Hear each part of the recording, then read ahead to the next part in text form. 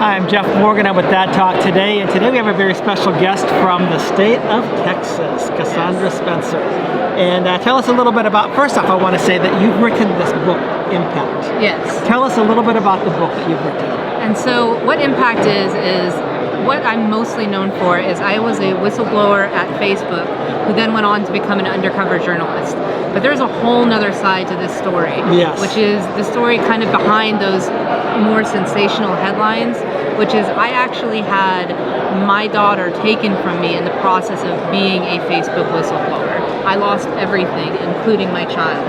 And so family court reform and parents' issues are so important to me. So in other words, then, if I'm hearing what you're saying, you actually discuss family court within this book. Absolutely. I talk about a very corrupt family court case. To give you kind of the brief summary, my daughter is not living with her father.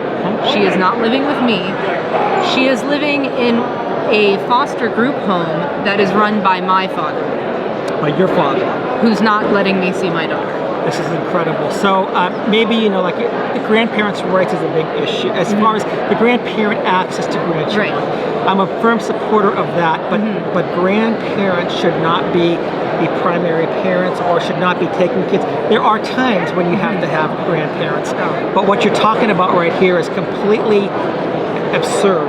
Yes. And it's something that basically prejudices people against grandparents. We have, as a grandparent, I have to tell you right off the front, there are bad grandparents that should not be around children.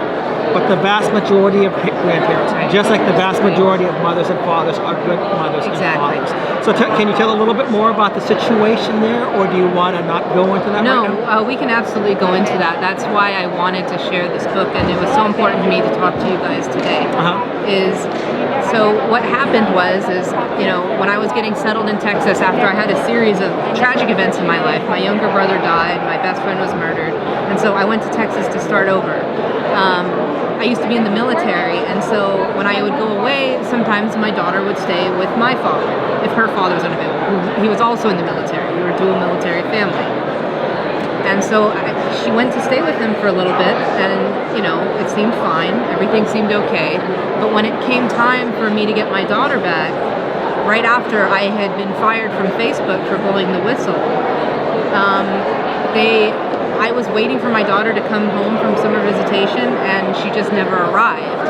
And I found out that she was actually in Virginia at my father's house. So I go to court thinking to myself, they're tell going to the give truth. me, tell the truth. Everything's going to be fine. They're going to give you your child back. This is ridiculous. And you realize how naive that thinking was. Right, because mind you, my father filed this case in the state of Virginia. I lived in Texas, and her father lived in Alabama. So this is a state that her father didn't live there. Right. And her father is not an unfit parent. Right.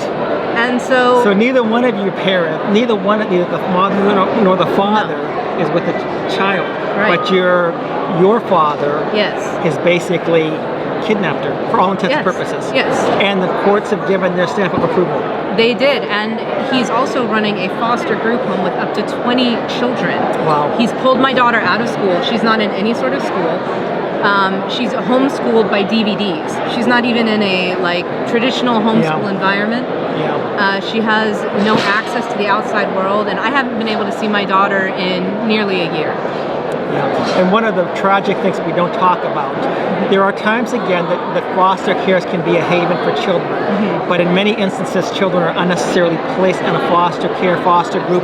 And if you look at the human trafficking statistics, I believe that if you look at those that are human trafficked, that at least 65% of them have been through a foster care system. Absolutely. That was from Jeffrey Rogers, the CEO of the U.S. Agency Against Human Trafficking, something like that. When I first found out about that, I just said, "Are you kidding me? Is that really true?" Right. But now, in Texas, we have a bill right now for equal shared parenting, and the presumption is that both parents are equal going into a family court, and the parents made the child, the parent should have access to the child. So are you familiar with the bill? Would you like to know more about it? Are you in support of it? I am familiar with the bill, and I am 100% in support of HB 803. Okay. I think that parents should have equal access to their children, and that unless there is some extenuating circumstance, that parents should have 50-50 access to their kids, period. Okay, so then now you're also running for a congressional seat or something? We haven't quite officially announced, but yes, we are looking to run for office in the state of Texas. So you'll become a Texas representative, not a federal representative? No, federal. We're looking at federal, yes. Okay.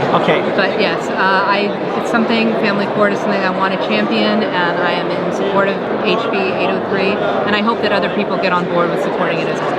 Okay, so if people want to follow you, right now you don't have a website. You're not. Is there some other way that they can be in touch with you? Do you have a website for your book? If you go to CassandraSpencerTX.com, you can actually sign up for the mailing list, and then Impact is actually available for pre-order, and it'll be out on March 9th. Okay, that is tremendous, and it was so great to meet you here. Thank you for sharing your story. By the way, you worked with Project Veritas for a time? Yes, I was a former undercover journalist with them, and so there's actually a story about how James actually came to testify in my family court case, and it took that for me to even have lunch with my daughter. Wow. Well, thank you, James O'Keefe, and thank you for what you've done, and unfortunately you've paid a very dear price. But we will get as many people as we can behind you. Thank you so much. It's great to meet you. Thank you. It's wonderful to meet you too. Thank you. And we will be right back.